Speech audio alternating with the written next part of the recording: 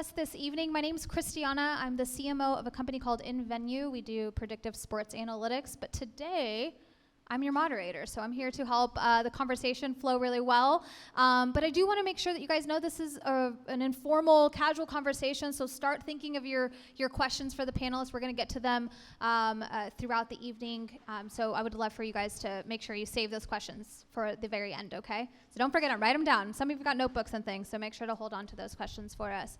But I want to kick things off really fast by thanking you for being here. If you're interested in starting a business or you're in the early stages, just showing up is a huge deal. I know you have a million places to be tonight and a lot of things to be doing, but the fact that you showed up to be here at this event with us is putting you light years ahead of the competition. So round of applause to you guys for being here.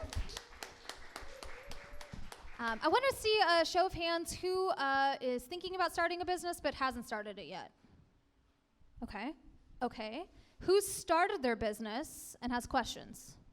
Okay. KG's like right here.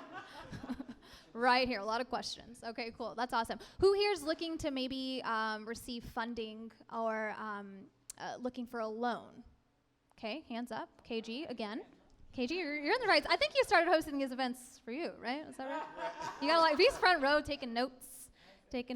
Cool. Okay. Well, you're in the right spot. We've got a great lineup of panelists. I'm so excited for them to introduce themselves. I would love for you guys to tell us who you are, what you do, and give me your most used app on your phone. Pressure. Wow, let me think about that.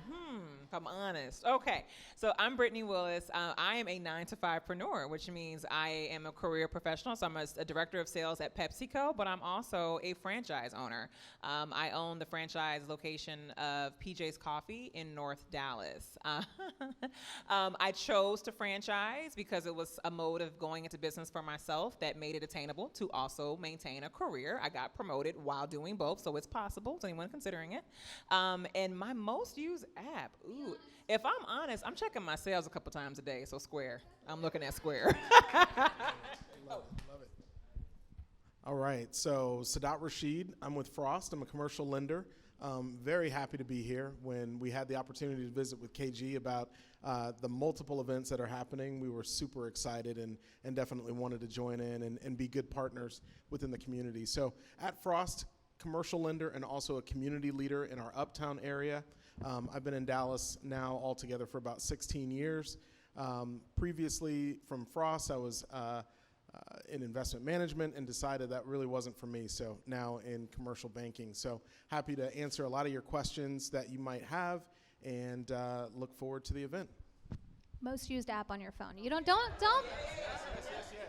LinkedIn. Skip. Okay, good. Okay. Hello, everyone. I am Beth Johnson, and I'm a commercial banker at Frost Bank, too, so happy to be here, and ditto for everything that was just shared with you about Frost Bank. I have been in banking for about 35 years, so I'm dating myself a little bit. I'm originally from Mesquite, Texas. Woo! All right, we got some Mesquite folks in the room. Yay! I joined Frost Bank just a short time ago, but came here because it's a community bank, a Texas bank of 150 years, and really works very closely with clients and communities, and we get the opportunity to do things such as this. So it's a fabulous place to work, and I'm a commercial banker / a community leader too. So, and I am opening the new Rockwall location December 19th. But I do have clients all over the Metroplex, and I do travel to clients' offices. And so just happy to be here tonight, and hopefully we can help you guys and answer some of your questions. Your app. My app. You know what I'm going to go with is my photos. I have a great family, and I have all these trips that I have with women's groups and my families, and I've got great, wonderful grandchildren. So my pictures are very valuable, and I also have a lot of positive quotes and leadership quotes and things I keep. So I spend a lot of time with my photos and sharing, a lot of those quotes and stuff with folks. So there you go. I guess I'll be the honest one and say TikTok right now is my most used app. But I learn a lot on TikTok, and there's a lot of, I'm just saying. It's funny, too. Interesting things there. But, Brittany, I want to congratulate you on all of your accomplishments. It's not easy to make the leap into owning a business while you're still working full-time. So I want you to share a little bit of how that came about. Tell us a little bit about did you go to college? What did you study? How did you get into PepsiCo? And maybe a little bit about the origins of starting your first franchise. Okay. I'll try to keep this brief. Okay. So yes, I did go to college. So I went to Vanderbilt University where I got, I think I always knew I wanted to be in business. So I chose to major in communications with, what do you call it? A minor in business because I knew that business required communicating with other people. I wanted to learn the skills of persuasion, negotiating, storytelling, building decks, having the difficult conversation. So I'm really thankful for that. I got my MBA at the University of Arkansas when I was living in Bentonville, calling on the Walmart headquarter account. The way I got to PepsiCo was actually, again, networking is important. If you ever have recruiters, show up in your inboxes, show them some love, because it was actually a recruiter that reached out to me when I was at a former employer saying, hey, we see your background, we see you're dabbling in e-com, we need someone to come build this account at Dr. Pepper at the time. And I said, sure, why not? So it was an amazing opportunity, and Pepsi poached me from them, so I took it. But I think what you hear is what was has been a very robust career for me. And I had a point where I said, I'm doing this for other people. I'm making other people more money. What am I doing for myself? And I realized that I was the common denominator in each of the successes and, the new launches and the commercial efforts that I was doing from one company to the other. And so once I saw that trend, it might sound cheesy, but I decided to bet on myself and to do that for myself. And you heard me mention in the intro, I chose franchising as my mode of entering into entrepreneurship. It's not foolproof, and we might talk about this, especially from the, the lending side. I'm sure you see some things. It's not foolproof, but you're in a network where there's support. When I have machines that are malfunctioning, like just happened, I have somebody at corporate holding that vendor accountable to make sure things are getting fixed. I'm not just one person out here screaming into a vacuum. So it really just was me recognizing the pattern, betting on myself, and setting myself up within the entrepreneurial space to be successful. I don't plan on stopping there, but I'm very thankful that I started within the mode of franchising. Talk a little bit how you decided what type of franchise too. Yeah, no, I know. We're going to start with you. Don't worry. Okay. Don't worry, guys. I got you down here. But this kicks off, it's going to lead really nicely into the lending side. You've got an awesome story. So tell me about how you went about choosing which franchise. Or you know a lot about coffee? Did you look at other options? How did you select the franchise that you went with? All of the above. So I think I said this, I'm actually from New Orleans, so I had grown up drinking PJ's coffee. And I always say my story is I've had coffee all over the world. When I called on the Amazon account, Seattle's known for great coffee. I've had great coffee in Seattle. I've been to Ethiopia, where I've had the birthplace of coffee, where I've had amazing coffee. And for some reason, that cup back home stood out to me. So what that just said is I knew there was a quality product there. And so with pioneering a new product in a new market, you want to at least have confidence in the quality of the product. You're going to have to do a lot of marketing and awareness and all that good stuff to get people there, but once they're there, you want the product to hook them. So it's not just that I was familiar with PJs, and it's not just that I'm completely addicted to coffee. I have 2 or 3 cups a day. But it was also understanding the industry. So let's talk about that. The industry is one where it has coffee is the second most traded commodity in the world. Americans are drinking more coffee every day, and Gen Z millennials continue to lean in. So when I chose to continue even in spite of the pandemic, it was because of the strength of the industry. You want to make sure you're understanding, is the industry trending up, trending down, or flat? Coffee is something that has been around for years. It has weathered recessions. It's weathered wars. It's up there. I think the other categories are kind of discretionary categories like beauty. But there aren't many categories that continue to see growth despite economic downturns. So with this inflation period we're in right now, we're making it because people need their cups of coffee. So it was just my familiarity with that brand, knowing the quality product, and of course, diving deep into the industry and knowing that. And to answer your question, I absolutely had considered other industries. For me, and I was just talking to my wonderful assistant store manager back there in the back, Michaela, about this. It was definitely about understanding the type of business I wanted to manage. Knowing that I was going to be maintaining my 9 to 5, I needed something that was as less complex as possible. It's still not, but what that means is, I was telling her I'd considered McDonald's, I'd considered Chick-fil-A, and they're a franchisor who's known for you have to work there, you can't have another job. But I needed something that was that you call it low employee need, a more simple framework. So coffee made a lot of sense. Something that has, that's open 24/7, or something that has many moving parts, like the 6 or 7, departments like a McDonald's might have, would be too much for me as an owner. So it was also knowing my capacity and the type of owner that I wanted to be. That's huge. I know there's a lot of different franchises to pick from, so I love that advice and doing something that one, a little bit more simple to incorporate into your busy life already, and then something that you're also interested in. I think would be a nightmare to work for a franchise that you don't actually really love. So that's awesome to hear. Did you consider starting your own company? And what were the startup costs compared to franchising versus starting up your own business? So I had not, from a, I guess, I'm going to call it brick and mortar standpoint, I had not considered that. I had been doing, I had been doing consulting and, on the side and things like that even before I went into business for myself as a franchisor. But so the answer is no. From a storefront standpoint, no. From a startup cost standpoint, that was a question. I had done a lot of research on, okay, these franchise fees. What are these numbers?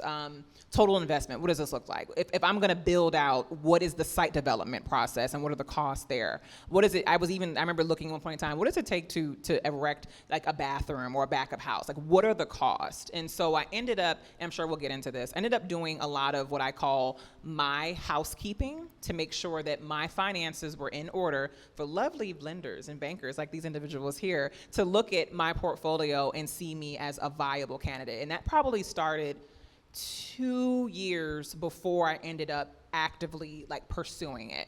And the thing is, you also don't know what type of macro environment that you're going to pursue. I was pursuing a loan literally as COVID was swelling, at the point when banks were prioritizing PPP loans over giving somebody else money to go play with, right? And so my finances were really scrutinized, and I'm really thankful that I had done just that initial research, because every franchise is different. Some franchises total investment might be $500,000, some are $1 million plus. So it just depends on what you're looking into. And again, I'm talking physical storefronts where build outs are required, frankly, is what I'm talking about.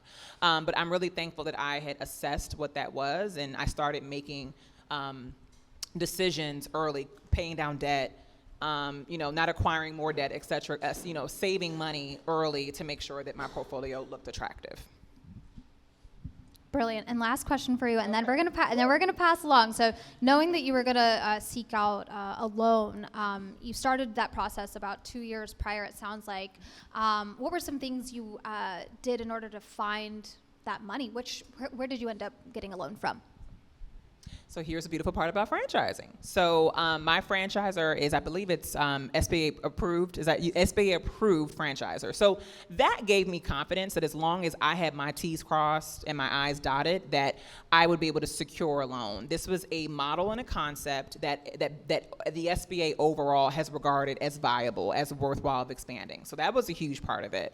I also was connected via my franchisor, and I don't know if they're called lending brokers per se, but it was a group called Fran Fund. So, and for anybody interested in that, I would definitely write that down. I think Loan Depot is another one. But Fran Fund was an intermediary between the banks that set me up for success, frankly. That said, hey, Brittany, okay, gotcha.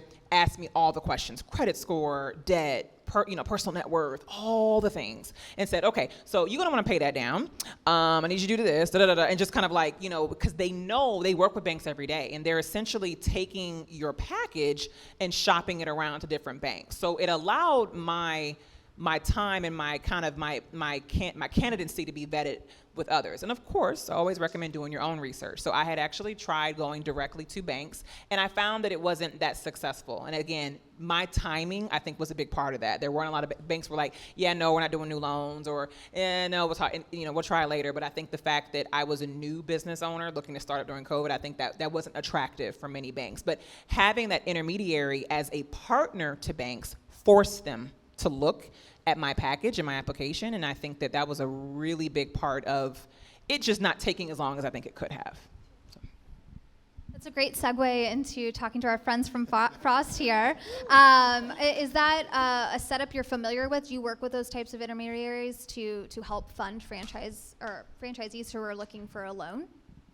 Yeah, I would say that I have not had experience personally working with an intermediary, and I would just really highlight, Brittany, like what you've went through and what you've put together is just amazing. So really kudos to you. Round of applause for her, for all the work that she put in to do that. Because what I heard in what you were really breaking down about your journey was a lot of preparation. It was not I think I'll open up a coffee franchise and still retain my job.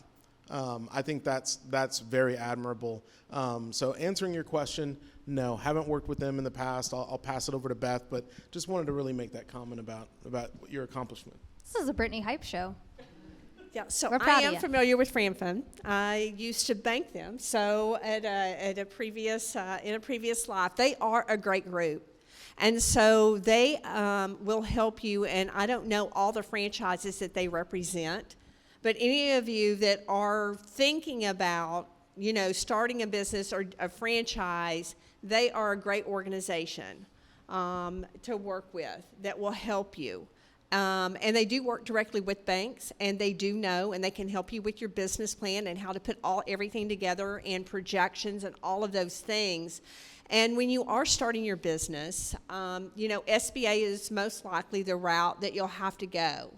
To secure financing, it depends on where you are in the life stage of your company. Is it an idea? Are you a startup? Are you a mature? So typically, if you've not been in business at least 3 years, your capital sources are in a different place. And SBA is a great place to find that funding. Don't know what your next question is. You're headed in a really great direction. So I want to talk. A lot of people in this room are really early stage to their ideas, or they're just starting to make money, and they're thinking, "Oh shoot, I just got an order for 50 jackets. Now how do I, have the funding to be able to fill those orders?" So I want to talk really ground level things that new business owners need to get started. So whether they're walking in to work with, was it FranFun, or with the bank directly, I want to talk through, give me 3 or 4 things they need to have. We mentioned, talking about financials, but let's dig into that even deeper. So a business plan, basic financials. Give us some of the starters you would recommend to somebody who's really early to the game. Yeah, so, you really do have to plan, and you do have to be able to speak about your business. So one of the first things when you talk to a banker, if you're going to talk to FranFun or whatnot, if it's not an SBA, what is it that you want to do? And then you will have to be able to give your 60-second, 30-second elevator speech to talk about what is your value proposition, what do you do?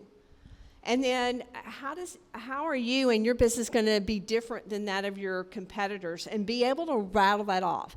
This is who I am, this is my idea, or this is my company, this is what we do. This is a value proposition of what we bring to the table, and this is what differentiates us from our competitors.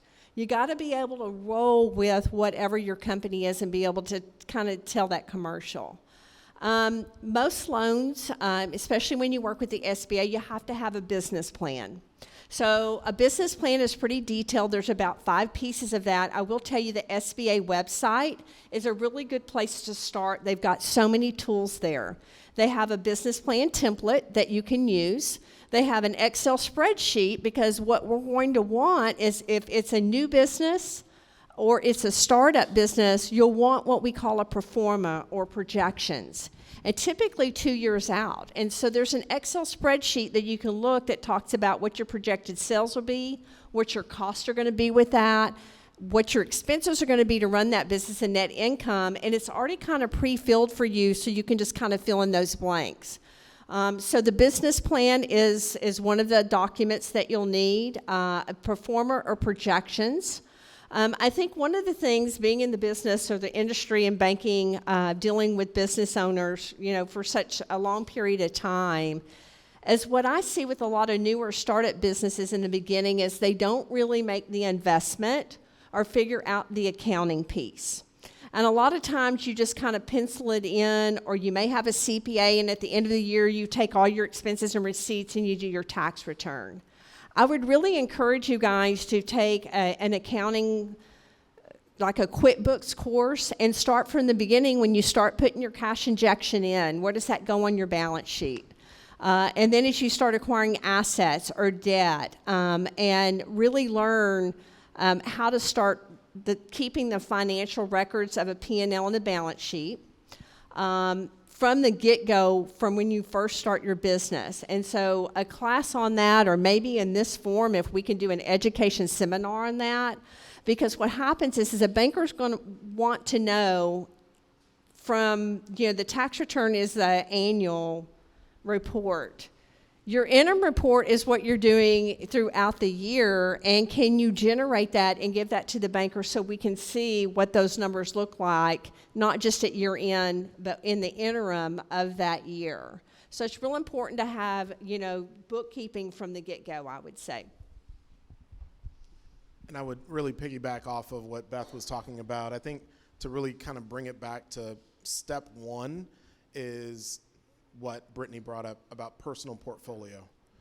Banks are really looking at making an investment into really the individual that is behind that business. And so if you think about, before you get to budget, before you get to what your business is going to be, if your personal financial situation is not exactly where you would like it to be, that's really step one.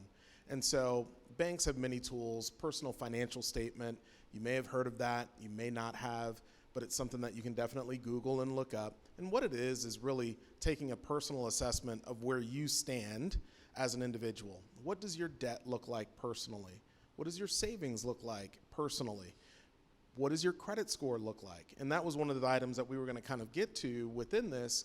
And I think it's really the biggest and most important thing when you're walking into a bank. The bank is really determining the character of that individual. And so the only way to determine the character is by looking at credit score, looking at that personal financial statement to understand, how has this person managed their personal life? Can they actually manage a business venture that they're going to go into? Can they manage that business venture with other partners? So I would say really on the personal side, you really want to make sure your ducks are in a row with savings, making sure that you have multiple months of savings. If you're going to retain your employment in the situation that you have, great, because SBA is going to say, oh, what's the outside source of income? Because you're not just relying on the business to generate income for you, are you? Because you may have lean months or years. So really the first step is really taking a look at your personal financials to see, hey, am I in a good spot to really start a business venture? So does it encourage, if you're really early, I know a lot of people have side hustles that take off and then become pretty big, and you've managed to maintain a full-time career and do other things. So is that frowned upon? Is it encouraged to show that you've got a consistent form of income, and then you're going to start something here on the side? Or what is the bank? How does the bank look at that? Yeah, the bank is really going to be on a conservative level from the standpoint of what is income, and use the term cash flow, really is just your income that's coming in. Is that consistent? Is it fly by night? Is it just a windfall? Did it happen once? What is the consistent level of income that you have generated? So if it is a side hustle, but it's more of a permanent side hustle that you can continue to do, I don't care if you're driving Lyft on the side, I don't care if you're selling juicing out of your home, it doesn't matter. Whatever that is, if it's going to be consistent, and then to Beth's point, if you're going to begin to account for it and track it, that is really the evidence that you want to be able to provide to the bank to say, hey, this is ongoing. This is something that I'm going to have very similar to my current employment paycheck. Oh, sure. Go ahead. And on that note, the bank actually asked me, so how are you going to do that? I was flat out asked that. And so I had, as a sub part of my business plan, I had to demonstrate to them how I could be, and it's called many things, but I'm not quite absentee, but how I was going to be an absentee operator. And I had to really break that down in a way that gave them confidence, because as they're both saying, they're giving the loan to you. And when they're looking at that, they're looking at your executive team, and more than likely you are your executive team. So, and they're loaning to Brittany, is Brittany putting this business in the hands of, John Doe and Jane Smith, who were not the individuals who analyzed. I was analyzed very closely as it related to, why should we give her the loan? How do we know that she even knows how to put projections together and understands how to run a business? So on that note, if you are considering that, I would make sure that you're prepared, because the banks are going to ask for a lot. If you've bought a house, a mortgage has nothing on SBA loan process. So they're going to ask a lot, and so you want to make sure you're able to demonstrate to them how you were able to maintain both and give them that confidence. I want to talk a little bit about building a team, and that doesn't, I mean, sometimes a lot of people are solopreneurs, but they need people in their corner like a CPA and attorneys. Much like building your fantasy football team, which I'm leading my league right now, probably not for long, but I want to talk about the people that were in your corner when you first started, if you had anybody helping you, and I would love from your perspective as well, who is a must-have, like who should you invest in? We talked a little bit about it, Beth, invest early on building your team, your fantasy business team. Okay. I want to be respectful, but I'd be remiss if I didn't say God. That is very genuine. This is something I personally prayed on for guidance and lean on him daily. That's my source. So that's that.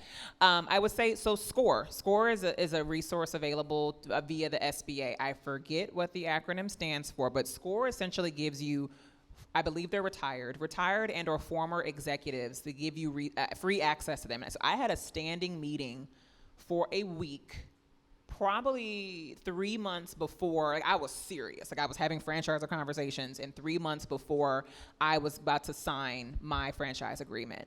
That was a huge part of my corner because they really helped me determine what pieces from my professional career were transferable and, how to apply those here, but also help me understand the things like you're saying. Hey, Brittany, start shopping around for an attorney. Are you active in the Chamber of Commerce? All the things that you really want to think about, because small business ownership is different. And there's still things I'm learning as a small business owner as outside of the scale and protection of a larger organization. So SCORE was a really big one. And I'll be honest, and I'll pass it to you all as well, but my family, I sat my family down and I said, look, this is what I'm doing and I'm going to need you guys. And I didn't know how I was going to need them, but I just knew I was going to need them. And frankly, I did. And so just having that emotional and moral support, you guys are going to need that as much as you need a CPA and an attorney, I promise. And so just don't forget about the executive and the owner as you're building that journey, because you cannot do it by yourself. I was just going to say to that, when you're starting out, you may not have this dream team of people supporting you. You may not have a financial advisor and a CPA and an attorney all at the ready for you to start your business venture. And so when you think about resourcing, I think it's really, really important. So SBDA is a resource that works with SBA, but it also sits right here in Dallas County and is part of the Dallas College. And they provide resourcing for projections, business plans, and it's free as long as you're a Dallas County resident. If you're a Collin County resident, part of the Collin County College District, and they offer that. So those are things that you can utilize if you don't have, quote unquote, the dream team just as yet. If you don't have good family support. You will always have faith support, right? But family support, the dream team of CPA, those are other resources that are available to you. Eventually, as you grow and that side hustle becomes more of a permanent fixture of income, I highly recommend, it's going to be costly, it's going to be a cost that you're not used to, but find a quality CPA. Find a quality attorney that you can then build a relationship with, because those are individuals that will have a network that can then introduce you to your next opportunity, whether you're growing your business, whether it's a resource for your business, it doesn't matter. But those are two individuals that can really help you with your business. And I would say forums such as this, getting to know each other, connecting with other groups. I'll just give you an example. I sit on the board of the Women's Business Council Southwest for about 9 years, and it's a subchapter of WeBank. It's a nonprofit organization, and what it does, it brings small business owners together, and it had 2 objectives. To help you get your certification for minority, and there are 3 or 4, maybe 4, I think, groups. So you've got the women's group, Hispanic, Native American, veterans, and then the black are the 5 minority groups through the government. So you can get that certification, and there are groups out there that you can work with, but the Women's Business Council Southwest is what they do is they help you get that certification and put that package together so you can get that minority status. What does that do for you? What that does for you is there are corporations, big companies, PepsiCo being one of those, and Frito-Lay, sat with those folks from your supplier and diversity on that board. But what that does is those big companies, they get some benefits from the government by saying they're going to do a certain percentage of their spend or business with minority certified businesses through the government. So that organization helped those women-owned businesses get their certification, because there's a package that you have to do that. And then all of the supplier diversity groups of these big corporations, Toyota, PepsiCo, Bank of America, just tons of them, they are also part of this group as corporate sustaining members. You get to do roundtables, and you get to learn how to bid on RFPs and how to navigate their systems. But also, all those other women, that group also offers education classes and forums and things such as that to help you. And then you can also learn from the other business owners. So forums like this, other councils, other groups, folks you meet in the chamber that own their business, I would just encourage you guys to sit down, have coffee, and learn from others too, is another way that you can, get some advice or coaching or guidance. Really good resources. Love that. What are, we've heard about the SBA loans. What are some other opportunities for, let's say they're ready to scale and they're looking for a $100,000 loan. Talk to us about the different options at Frost Bank that are available for entrepreneurs. Sure. So it's real important where you are in the life stage of your business. There are a lot of banks. There's a lot of banks, a lot of financial resources. So depending on where you are in the life stage of your business depends on your capital source and where you can get money from and what type of funding you can get via SBA or conventional.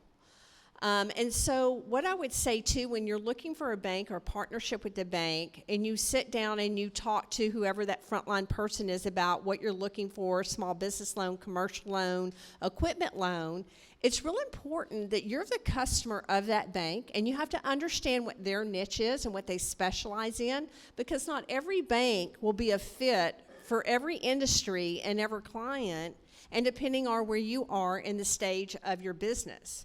Are you startup? Are you less than 3 years if you're over 3 years?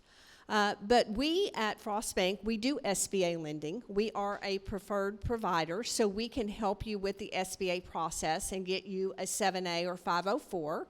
Those are the two types of SBA loans. We have a designated team that helps us, and we specialize in that, so we can help you with that loan. But conventional financing is after your business has been established for 2 or 3 years, and we can see trends, and then we can see the cash flow of the company, and we can offer conventional financing for you. So you've got two options, SBA or conventional finance are the two options. And so from a conventional, just to expound upon that, we offer lines of credit. We offer credit cards. A lot of what we offer, though, is driven by the personal credit score when it comes to credit cards. And so on lines of credit for businesses, whether we do lines of credit or real estate, a little less focus on the personal credit score and much more focus on how the business is performing. So kind of keep that in mind. When I think of some of the impacts there, it would really be only related to if you had something very negative that was impacting your credit. I like to think of debt, how you deal with debt on your personal balance sheet. So if you're maintaining a ton of debt personally and it stays on your credit report, it's going to keep that score pretty suppressed. And so just kind of keep that in mind. It's not the only thing that we look at, but we will look at it. But as far as startup financing, current financing, existing, we offer multiple resources for folks. Talk to us about the benefits of going this route and working directly with a bank versus maybe finding an angel investor or venture capital. I know there's a lot of options. There's also even things like crowdfunding and so many different choices now to raise money for your business. But I would love to know the benefits perhaps of going with a bank versus maybe some of these other fundraising opportunities. I would say it's really about what you understand about the business that you're working in. Are you looking to grow that business rapidly, sell that business? Are you looking to have a business but still have your career. It really depends, because I don't know that there's any one preferred mode. You know, when it comes to investors are going to have their own ideas about what your business should be doing. And so that could be an expense to you that's greater than you paying finance charges on a loan, right? Because in the long run, they have ideas about where your business should go, and that's not just yourself. So from a credit standpoint, from a banking conventional loan standpoint, you're going to see maybe some higher interest rates as a startup, or as someone just kind of coming in with maybe lower revenues, or your net income is not generating super high. So, you know, you're going to look at rates that may be a little higher than they will be for mature businesses. But I would say don't get deterred by that. That's financing costs. And understand that over time, that will change for you. Yeah. So the real answer is do your research and really understand the pros and cons for each and what you're really needing as a business. I think going the VC route or angel route, there's a lot of mentorship that you get and maybe experience, but there's a lot of heavy baggage that comes with that. So, and giving up equity. So we'll get to, I'm sure you guys have plenty of questions around that, but you guys have helped us really kickstart the conversation. So I do want to open up for Q&A here in a second, but I do want to give, we talked about this earlier, of being ready to pitch your business and knowing your elevator pitch. So I would love to give one or two people, if they'd like, the opportunity to tell us about your business or what you're starting. Don't look scared. Don't look nervous. But does anybody want to share what they're up to, what they're working on? Doesn't have to be a professional elevator pitch, but I would love for you guys to share with the audience. Anybody want to go? Nah. Not in that suit. Come on up. Come on up over here with the microphone. Sorry, KG, but we're going to do a pitch. It's Orange for Unity Day. Hi, everyone. I am Maxie Taylor. I am the CEO of DFW ATMs. I'm the CEO of DFW ATMs. We are a startup that basically specializes in placing ATMs in different locations across DFW. At the end of this cohort, I will be in the pitch competition, whether they let me in or not. So I'm learning a lot from this, especially with Frost Bank. So thank you all so much for that. What question do you have? I think that was. How do we support you? How do we find you? Yes, my name is Maxie, M-A-X-C-I-E, Taylor. Google me. You can find me. I'm excited. I just came up on Google, so my SEO is popping right now. So, yes, I'm a plus-size pageant queen, so I'm Miss Curve Texas 2022. This Saturday, I just won the Community Service Award from the NAACP for all of my efforts, and I've been featured on CNN, Fox 4, all that good jazz. So, good job. Okay. You were. I love that the girls are like, excuse me, give me the mic, get out of my way, boys. All right, good evening, everyone. My name is Tiffany Jones-Lewis. I'm the owner of TJL Collection. We are a women's fashion brand exclusively for tall women. Yeah, so we focus on extended inseams. We ship globally to 30 countries. And I'm an advocate for tall women because we need to be included as well. You can find me at tjlcollection.com, TJL_collection, and I'm on LinkedIn. I'm everywhere. I'm gonna be everywhere. So. Define tall, like I think I'm as tall as your leg. That's amazing. I love that. That's amazing. How long have you been in business? 2 years, but I've been someone since I was 12. Whoa. But 5'9" and taller. Okay, so not me. Okay, that's all right. I would love to kick off Q&A. Who's got our first question? Sure. KG's got his notebook out. He's ready. And tell us what you do. Sure. My name is Jessica. I'm also a 9-to-5-preneur. I'm a software designer at Twitter, and I have an events business here in Dallas. My question is for Brittany, talking about When you're trying to franchise, if you want to go that route, choosing a location, because I live in the Cedars neighborhood. I don't know if you all are familiar. There's a lot of revitalization over there. I bought a house, so I'm trying to find ways to invest in that community. But it's also a food desert. We don't even have a grocery store. So when you're thinking about, franchising or opening up a business in a certain location, how do you kind of balance the macro of that neighborhood or that area to try to invest in that community, knowing that there are a lot of, historical factors that play a part? Sure. Okay, great question. I would say, probably adjacent to the concept you choose is location as it relates to the viability of your business. I know within our franchise alone, same product, same everything, but I see certain locations, certain owners have different set of struggles because they're not on a main thoroughfare. They're not in a geographically advantageous area, and that's going to create different hurdles, different setbacks. As it relates to that, I think that I love what you're doing, and it's something you just need to consider the elevated risk that's going to be associated with that. Sometimes you're able to outmarket and outpromote and out-PR some of those setbacks. Sometimes you are not. And so I would recommend that you partner with one or two commercial realtors who know that space, who have the data to help you understand who is your target audience, who is likely to shop from you, and where are they within the vicinity. And looking at within a particular radius. If we're talking a storefront, looking anywhere between 3 to 5 miles out. So for me, I was looking at thoroughfare traffic, not just traffic. Am I on the AM side? I'm a coffee shop. Nearly 50% of my business is done before 11 or noon, right? So I need to make sure that the side of the road that we're on is where people are organically traveling to the interstate. I'm thinking like that. I'm also looking at things like schools, colleges, neighborhoods. What are those pools that are going to feed into my location? And so my location, not mine, but a location is really, really, really critical. One of the ways that I would recommend for you is to potentially do something that's pop-up, something that might be food truck that's lower risk from a physical, standpoint, to test it out before you do something that involves a 5 or 10 year lease on top of a loan. So I can't emphasize enough the importance of that and just really understand the risk and the reward of that. Does that answer your question? Okay, wonderful. Yes. Some of the franchises will help you with that too, because they want to make sure that you're successful, and they want to make sure that they don't have too many locations within a certain radius.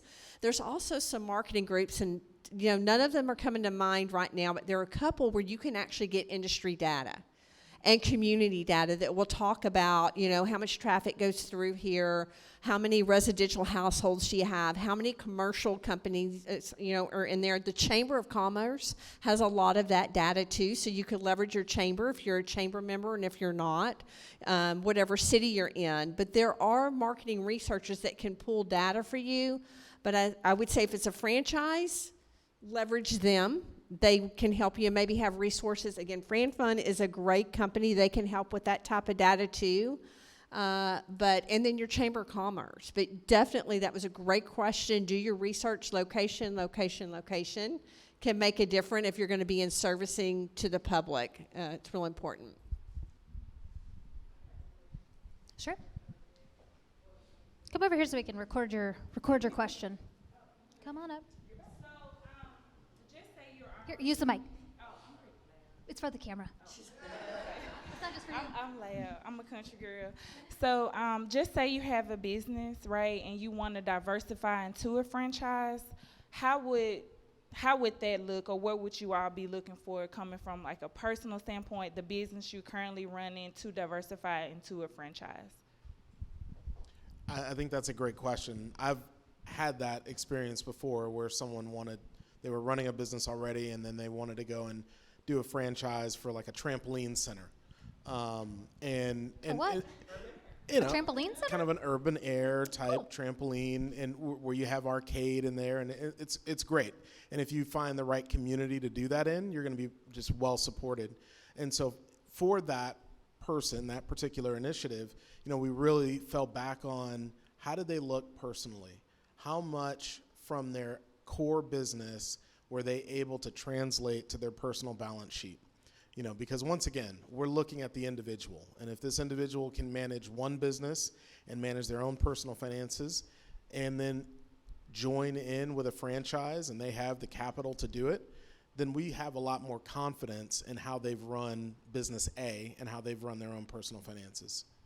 Can you talk to us? I meant to ask this in our earlier questions, but talk to us about ideal interest rates. We chatted before, and you said one thing you know, looking back, you definitely would have gone the SBA loan route, but you wish you could have maybe known a little bit more about how to negotiate on that rate. Can you guys tell us a little bit more about what that looks like and how that varies? So I'm not sure I captured the question. So How to advocate for the ideal interest rate. Oh, advocate for the interest rate? Mm-hmm. So yeah, so again, it kind of goes back to where you are in the life stage and where your capital sources are. So in the beginning, you know, you might use your own liquidity, your personal money that you accumulated. You might have that invested and you could do a loan against those investments, so that interest rate would be pretty low because you're kind of borrowing your own money. SBA money is because it is taking a little bit more risk. That rate is a little bit higher. When you get to conventional financing, we call that kind of prime financing. When you've got about 3 years of history, we can see trend of how the business is doing. You've got 3 consecutive years of cash flow and you're able to manage and repay your debt and manage your business, then your interest rate starts to improve and get a little bit better. When you get down that fairway of what we call prime lending, which is conventional financing. You also have factoring that, you know, you can use on the front end of your business if you need to factor, if you have terms with your clients, if you are building something or making something and your clients are not paying you immediately, that they pay you in 30 days, you have receivables. And factoring will take those receivables and pay you up front and take a little percentage out of that, and we'll collect those for you. So you have factoring options too. The other option that you might have is equity out of your home if you have a home. A home equity loan is a very small interest rate. So depending on the capital source, you know, if you have investors or you have some angel or crowdfunding or something such as that, your interest rates are going to be a little bit higher. So it just really depends on where you are, where your capital source is coming from. There is money available at a cost for anything that you want to do. But one of the things I wanted to hit on, and you and I spoke about this before, we talked about investors and where you get your money and whatnot. Guys, it's real important to have a second set of eyes on all the paperwork, anything or any contract with the bank, a loan agreement, an investor agreement, even if it's your family. You don't want to do anything on a handshake. And if you're having other people that are going to be investing or interested in your company, you need to document that. And you need to have an attorney or somebody look at that just to make sure that everything is covered and you understand what's in the documents and what your responsibilities are if you go into some of those agreements for funding out of traditional finance. Love that. That's excellent advice. Who has the next question? KG. I think a lot of people want to know as well, like, how do you get a business loan or line of credit or credit cards without being like a personal guarantor? Like, what are some things we should do right now to prepare if we don't want to use our personal credit to, you know, to get financing for our business? Yeah, I can take this one. So as your business grows, a bank will take a different risk approach to just relying on a personal guarantor, because we're going to look at it and we're going to say, all right, you now need a line of credit or a loan that well surpasses your financial strength individually. And so asking you to provide that personal financial statement really doesn't give us much comfort, or that personal guarantee rather, doesn't give us a whole lot of comfort.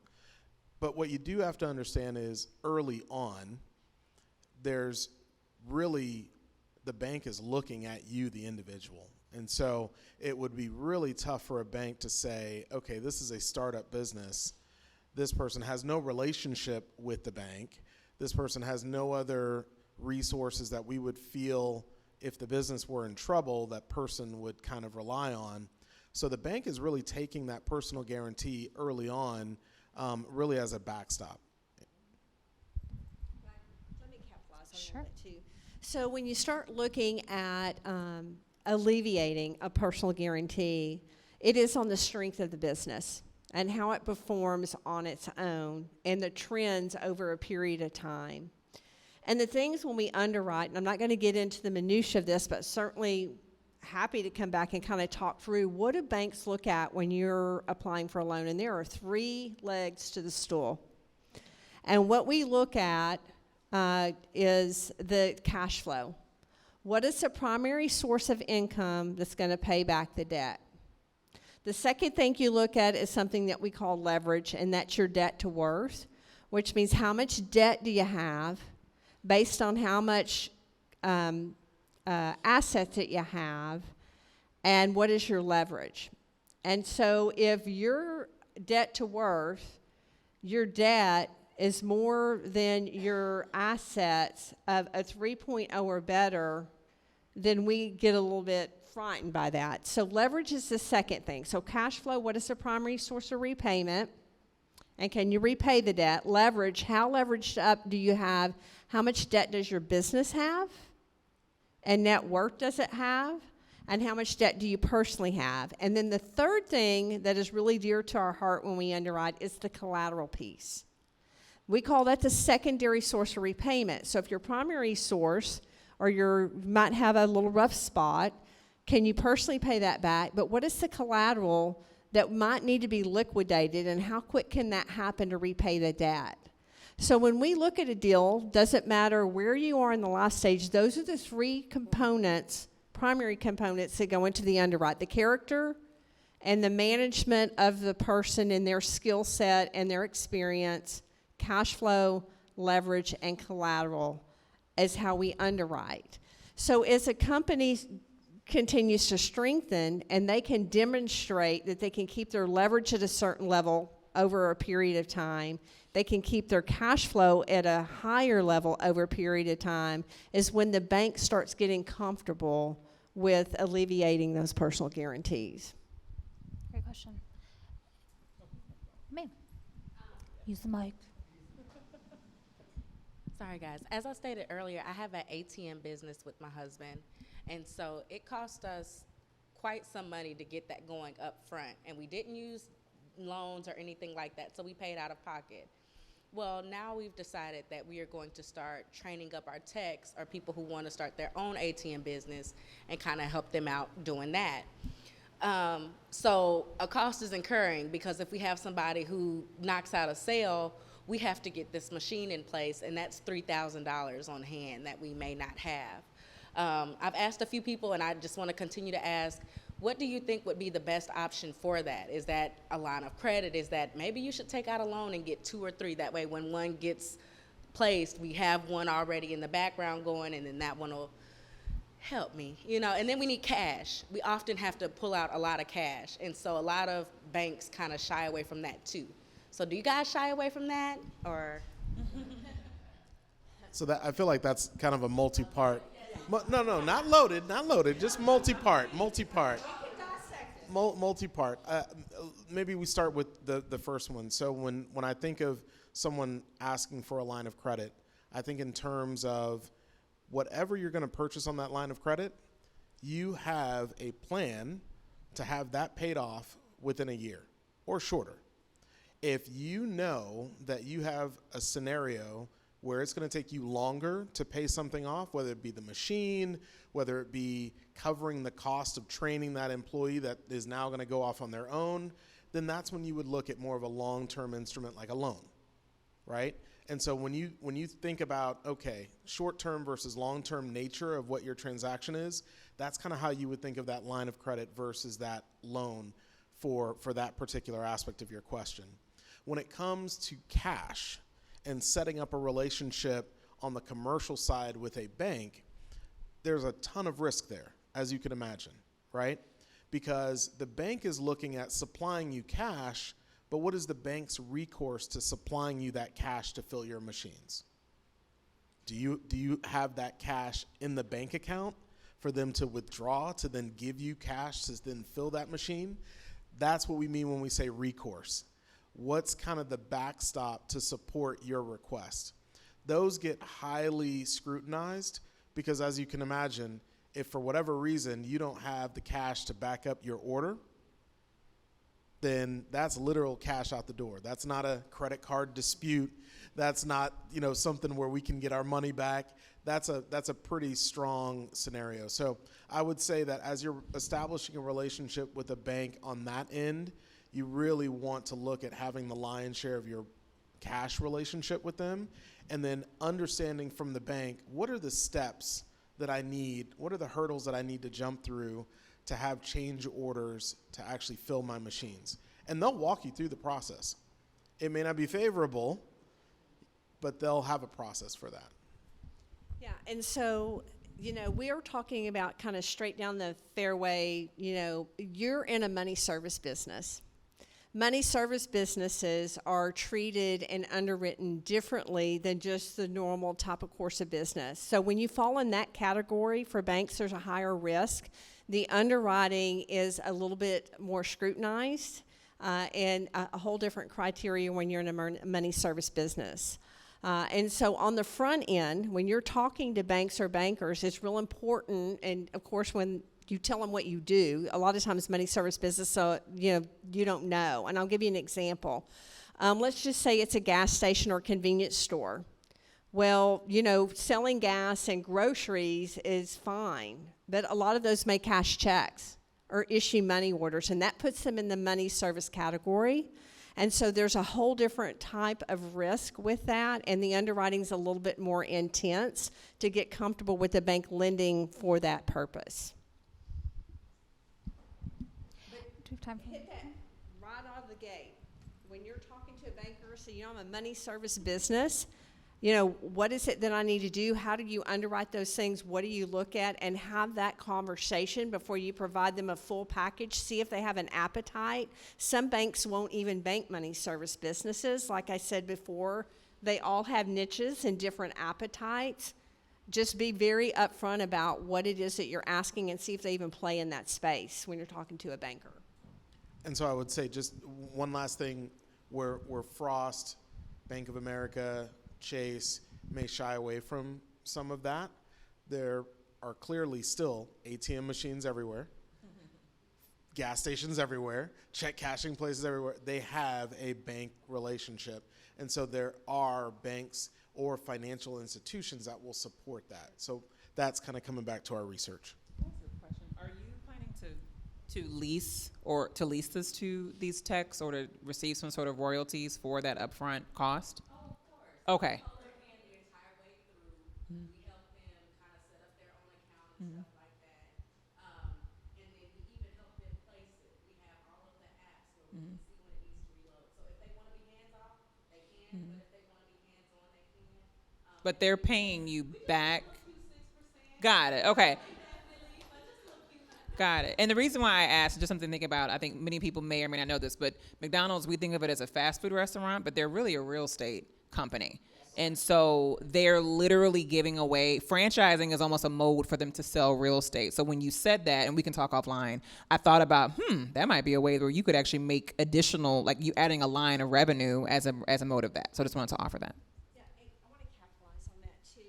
One of the things I would suggest, because you've got your core business and you have, your own machines and your own revenue, make sure, or just a suggestion, you don't have to, you need to be able to break out the revenue sources. What is the stream of revenue? If you keep it within the same company, and that's fine too, I would say when you're keeping your books, to be able to know what percentage is your revenue from your machines, and then what is the revenue breakdown of those other folks that you're managing it in that 6%, because a banker's going to ask you what percentage of that is what, and you'll have to be able to speak to that so you can explain that to them. So I don't know how you keep your books today, but just a suggestion is to make sure if you have different revenue streams for your business, that you have those broken out, and then you have the total of that revenue. Does that make sense?